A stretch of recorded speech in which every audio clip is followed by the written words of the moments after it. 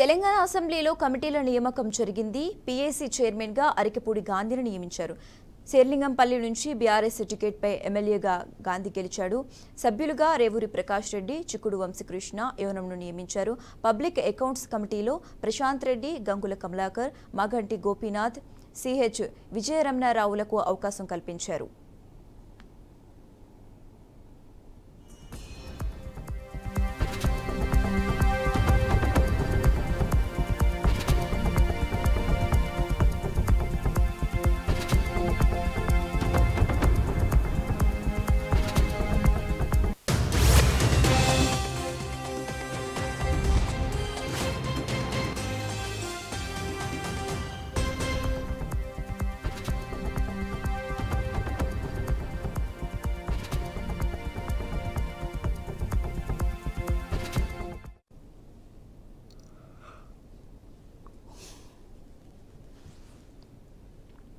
తెలంగాణ అసెంబ్లీలో కమిటీల నియామకం జరిగింది. పీఏసీ చైర్మన్ గా అరికపూడి గాంధీని నియమించారు. శేర్లింగంపల్లి నుంచి బీఆర్ఎస్ టికెట్పై ఎమ్మెల్యేగా గాంధీ గెలిచాడు. సభ్యులుగా రేవూరి ప్రకాష్ రెడ్డి, చిక్కుడు వంశీకృష్ణ, యోనంను నియమించారు. పబ్లిక్ అకౌంట్స్ కమిటీలో ప్రశాంత్ రెడ్డి, గంగుల కమలాకర్, మాగంటి గోపీనాథ్, సిహెచ్ విజయరమణారావులకు అవకాశం కల్పించారు.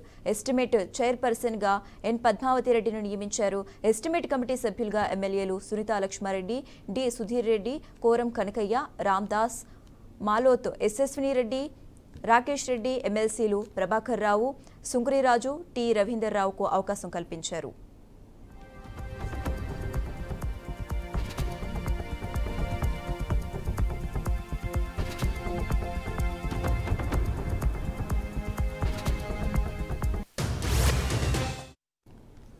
పార్టీ మారిన ఎమ్మెల్యేలకు అసెంబ్లీ కమిటీలో స్థానం కల్పించడంపై హరీష్ రావు ఆగ్రహం వ్యక్తం చేశారు. తమ పార్టీ టికెట్పై గెలిచి పార్టీ మారిన అరికపూడి గాంధీకి పీఏసీ చైర్మన్ ఇవ్వటం సిగ్గుచేటుగా అభివర్ణించారు.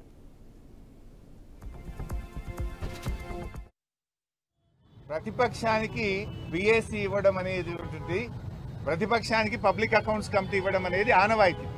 అరికపూడి గాంధీ గారిని కాంగ్రెస్ పార్టీలో చేర్చుకున్నారు కదా, మీరే కండువా కప్పింది కదా. అంటే కాంగ్రెస్ పార్టీని పీఏసీ చైర్మన్ గా చేయడం అంటే ఈ రాష్ట్రంలో ప్రజాస్వామ్యాన్ని ఖూనీ చేస్తున్నారు.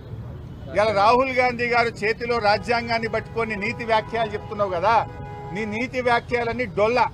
రాహుల్ గాంధీ మాటలన్నీ నీటి మూటలు.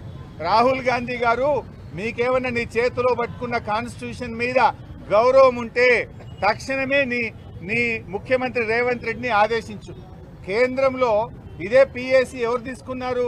కేసీ వేణుగోపాల్. కాంగ్రెస్ పార్టీ రాష్ట్రాల ఇన్ఛార్జ్ ఎవరైతే ఉన్నారో కేసీ వేణుగోపాల్ పీఏసీ అధ్యక్షుడు ఉన్నారు. మీరు ఎవరికి ఇచ్చిండ్రు? బీఆర్ఎస్ నుంచి కాంగ్రెస్ లో చేరినటువంటి అరికపూడి గాంధీకి పీఏసీ ఇవ్వడం అంటే రాజ్యాంగాన్ని నిట్ట నిలువున పట్ట పగలు ఖూనీ చేయడం, ఇది రాజ్యాంగాన్ని పరిహాసం చేయడం. ఇవాళ రాహుల్ గాంధీ గారికి కాన్స్టిట్యూషన్ గురించి మాట్లాడే నైతిక హక్కే లేదు.